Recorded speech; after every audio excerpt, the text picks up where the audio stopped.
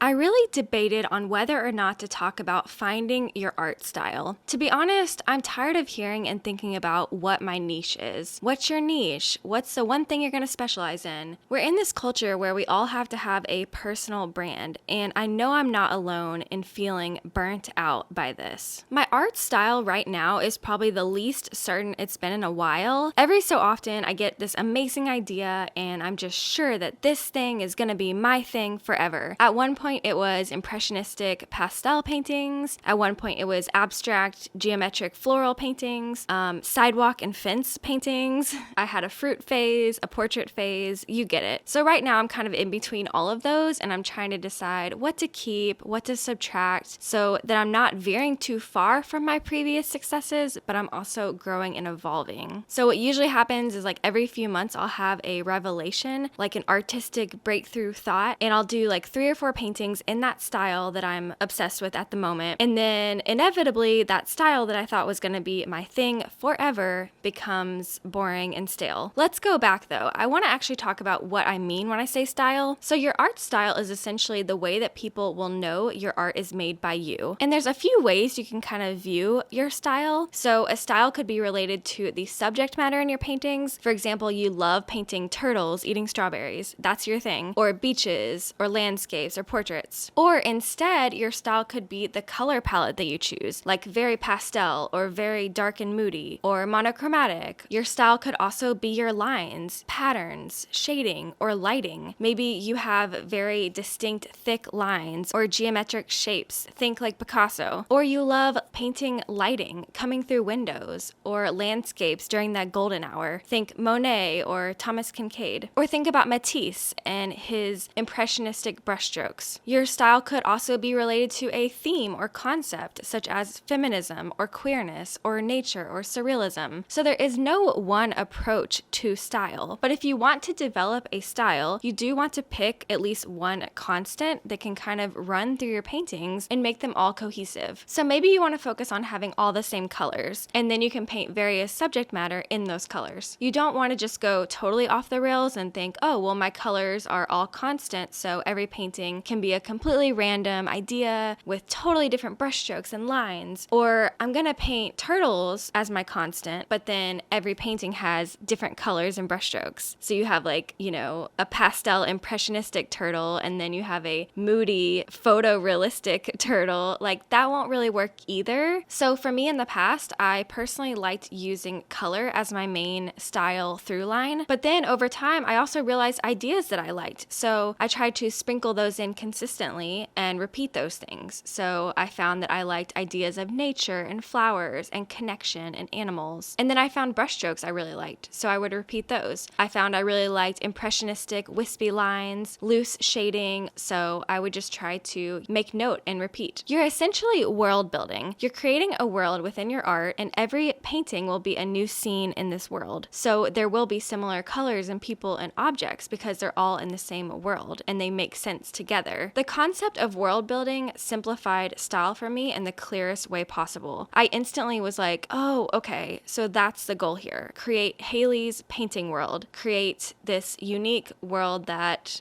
are only in my paintings. It also sounds a lot cooler and less intimidating than like find your brand or find your niche. Like it's just way less businessy, which I like. So the negatives about trying to find a style, it can feel restrictive. It can feel like you're stuck in a box and that you're forced to choose something and just stick with it forever, which is scary. I think it's different now with social media. Like now artists have Instagram, website, YouTube, Etsy, TikTok. So if you want to change your art style at some point, that's like a lot of platforms to manage. And you may have already put a lot of work into the color scheme for your branding, or maybe you gained a following based on a specific type of art. So if you just change it randomly, it will like mess up your feed, and your followers may be upset, or your website branding may be, need to be completely changed. So it is stressful nowadays. And I think it's like stressful mentally, just knowing like, oh, I need to repeat things over and over. Like that feels so monotonous and boring. Like I have to do the same thing forever. Like I secretly wish I could just paint different styles every day. Like honestly, that sounds amazing and fun and just,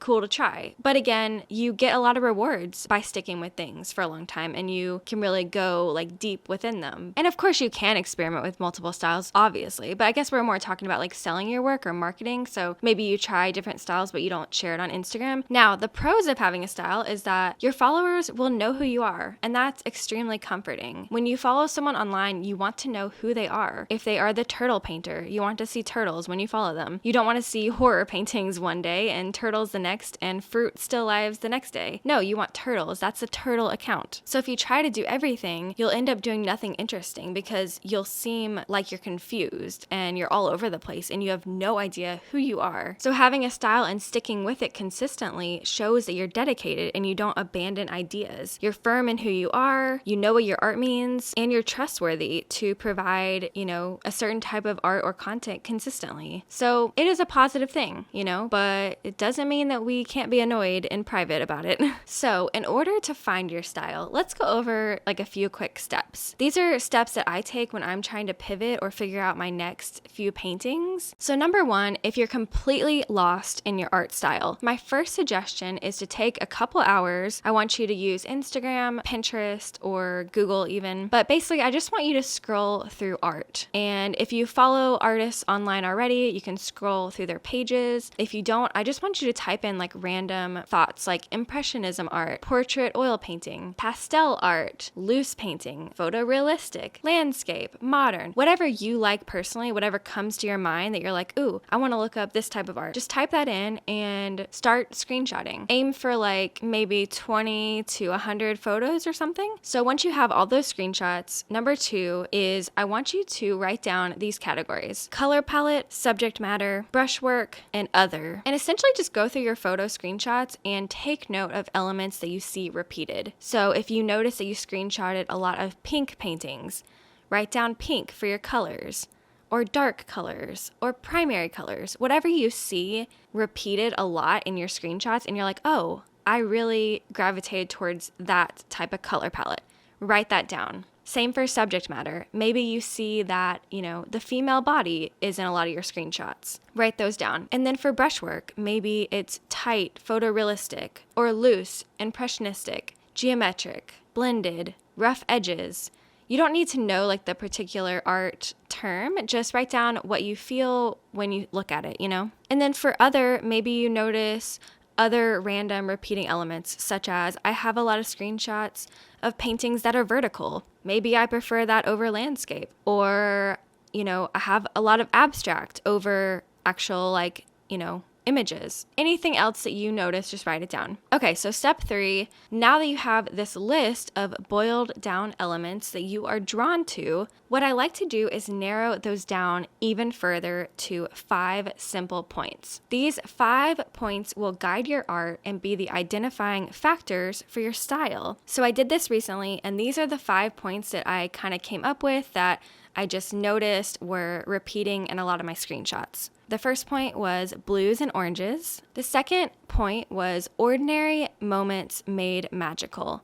So I really like paintings of like ordinary life, but maybe with a magical or surrealist element. Point 3 was the elements, earth, wind, air, and fire. Point 4 was I really liked bubbly, broad shapes versus like a lot of thin architectural lines. Like it's hard to explain, but like just organic, bubbly shapes. And then point 5 was impressionistic crayon-like shading, that, Matisse type look. So when you finish, you will have these 5 boiled down points. And it's just so amazing. And you can turn to these with every single piece of art that you create and ask yourself, how can I incorporate these 5 elements? And go through that list every time you make a piece of art. And then step 4 of finding your style, I'll just mention a couple other things that I do. So I also like to choose specific colors for my palette. So what I do is I think about each color in the rainbow and I ask myself, what shade of each color do I like the best? And I will mix each shade that I like, and once I'm happy with the ratio, I will write it down. So for example, I love dark earthy purple, forest green, pinky red.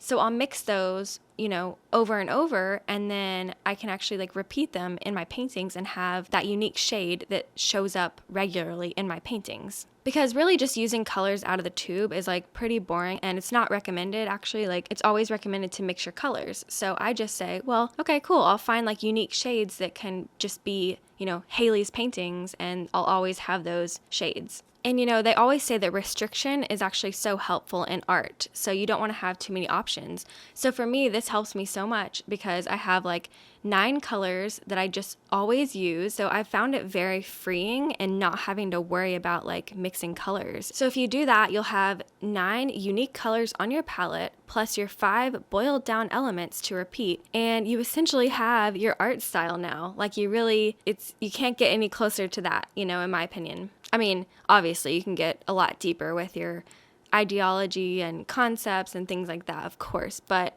just on a surface level, just to make your paintings all look cohesive, this is a really good approach. Your style is going to evolve so much over the years, and you should always be questioning, tweaking. I would suggest just sticking with it for a few paintings at least. Then you can move on and, upgrade slowly. Ask yourself what you can add or subtract while still staying within your realm. So again, if you're struggling with your style, I feel you, I see you, I hear you. I am always struggling with mine too, but I just try to go back to coming up with those points and, having a color palette and all of that. And if you just stick with that, it will at least give you some sort of guiding path to start with. So if you try any of these methods out, definitely let me know. I would love to hear from you. Subscribe if you're enjoying my videos. Check out my Skillshare classes and my other YouTube videos. And happy painting and happy style creating.